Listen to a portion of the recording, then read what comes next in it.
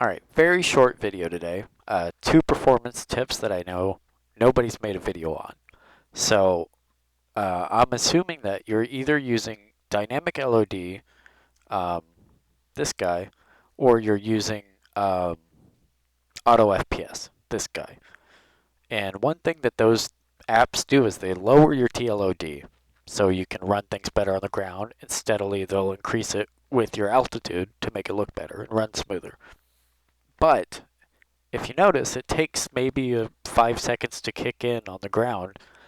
And when you're like I am, and you're on a budget card and you're maxing everything out to the limit almost, and you're skirting that line, take your normal TLOD, which for me doesn't matter because I use that dynamic, but for that 5 seconds, the sim is at full TLOD waiting for that to kick in to lower it down, if that makes sense. Lower this to 20, to 10, to 0. I don't even know if it goes to 0, but lower it super low so the sim isn't loading 100 TLOD and then the app comes in to lower it. Because for me, I find that my GPU, especially in something like the Phoenix or any bigger airliner, it'll be at 100. And for some reason, whenever my GPU hits 100, it just folds its arms and it spits in my face and it goes, F you, dude. I'm not doing anything else. You're getting 27 frames per second at the most out of me. And for the vast majority, I'll be in the teens. You're going to get 17 frames per second because I went to 100. So, to avoid that, crank this all the way down and then have your auto or dynamic LOD or auto FPS kick in, and then boost it up from there or whatever. Does that make sense? So you're not starting with a shock. You're starting with a very small TLOD, so everything doesn't rev up. Okay, that's one. And two is I've always been a 60 FPS guy. Right now I have my max frame rate on and set to 30, which I would recommend. Because as soon as you hit start and you go to the pause menu, it drops your frames to 30.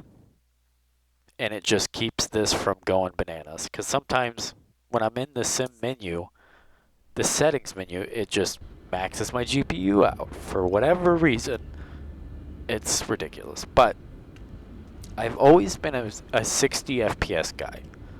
And I went into my NVIDIA control panel and I dropped that to 55. And the amount of overhead, because normally right here is my GPU usage, I would be sitting at 87, 88, 81, 85, that area, and just taking 5 frames off the top, it's a ridiculous amount of overhead that it adds. And I just want to show you, like, you're not missing anything. Let me turn my head tracking on. Like, it's still snappy. What's over there? Who said that? Who are you? You're still snappy, and it still works the way that you would intend it to, but it just gives you so much over the top. So I would certainly recommend that, and then that combined with the lower starting TLOD is going to give you a much better experience all around and give you that overhead that you desperately need for Flight Sim 2020 or 24. Both of those work